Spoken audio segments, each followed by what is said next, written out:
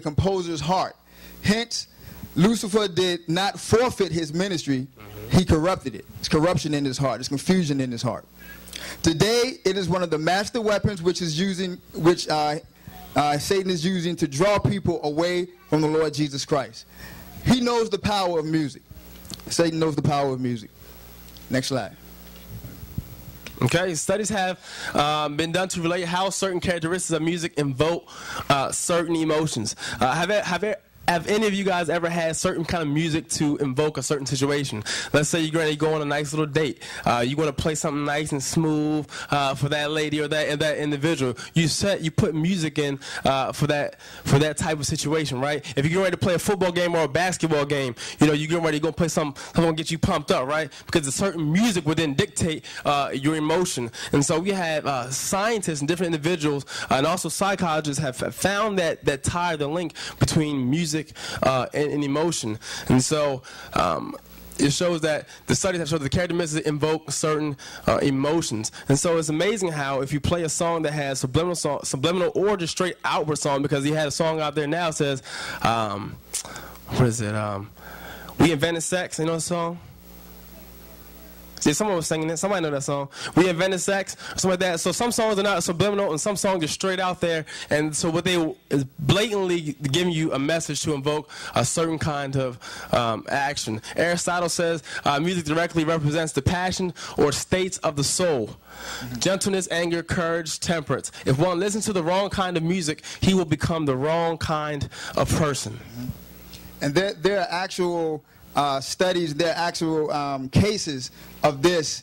The person listens to the wrong type of music, you become the wrong type of person.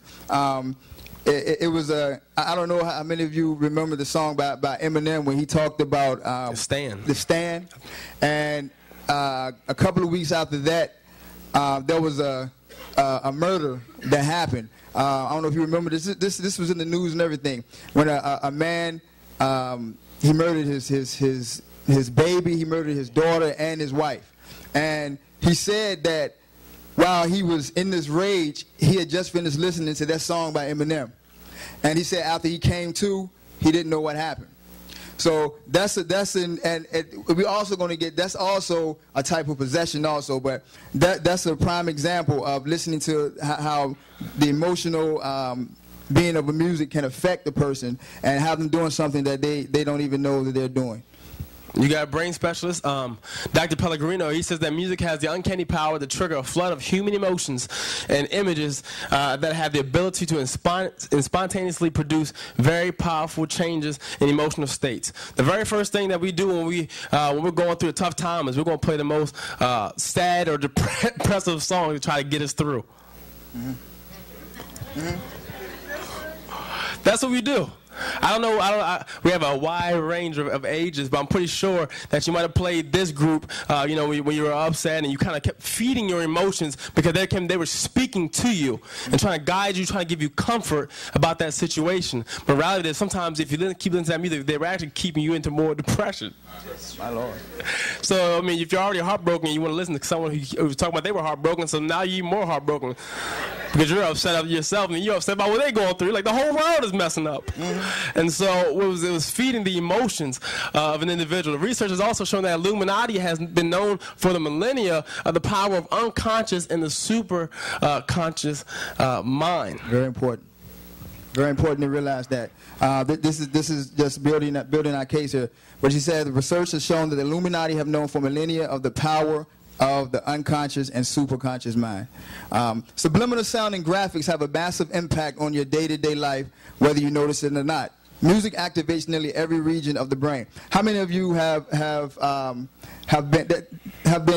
on a bus, on a school bus or wherever, and you heard a song? You heard a song, and the next day, or you're going home, or you're doing what you do, and you just end up humming that song. You're like, how did this song get in my head? Right. Okay, and this is why we have to. Some things our kids, even though we may not expose it to them, that just by being in this world, by being sitting on a bus, they're going to hear certain things. You know what I'm saying? And it's going to be a part of their mind.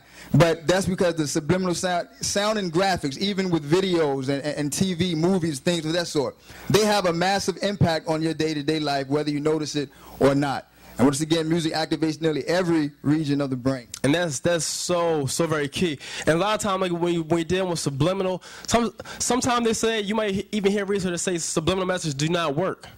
But they will agree to say something called priming.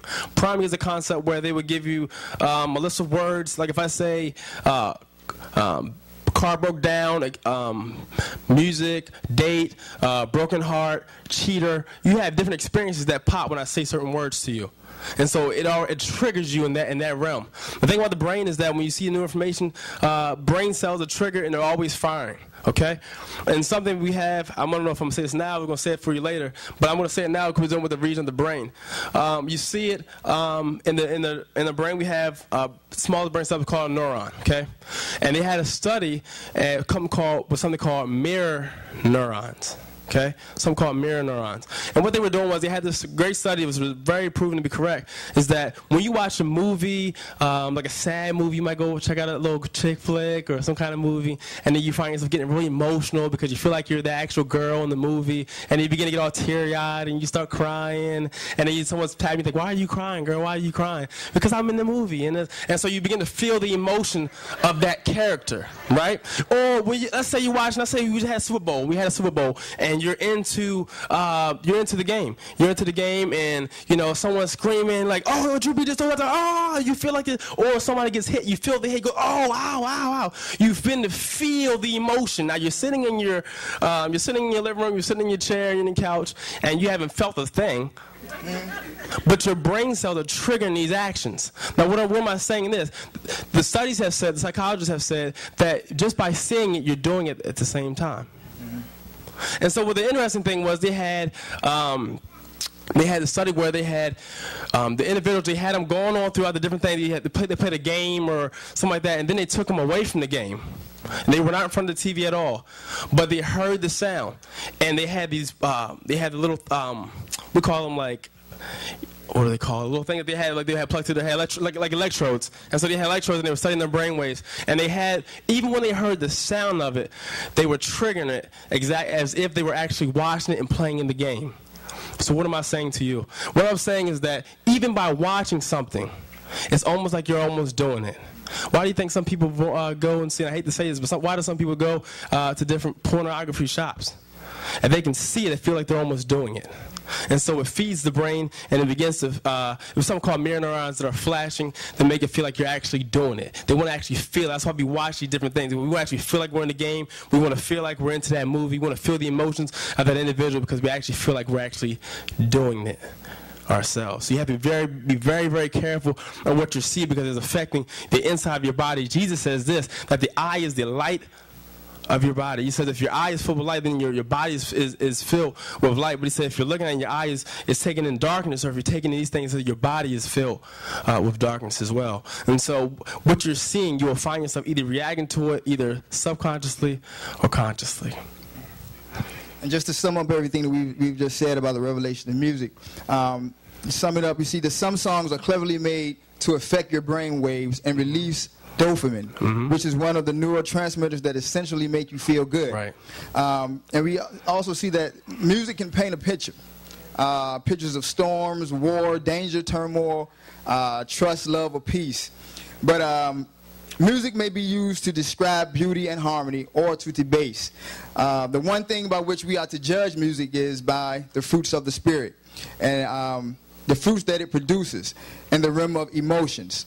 So one thing that we have to ask ourselves when we listen to certain types of music is the fruit of the Spirit, of God expressing an exciting holy emotion, or is it the works of the flesh expressing and insinuating sensuality and all manner of works of the flesh? And you can use Galatians 5:22 and 23 to reference what the fruits of the Spirit are.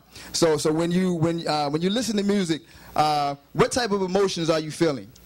fruits of the spirit: love, joy, peace, long suffering, or are they fruits of the flesh, lust, greed, things of that sort? So that's one way that we can gauge what type of music that we're allowing to soak in our bodies.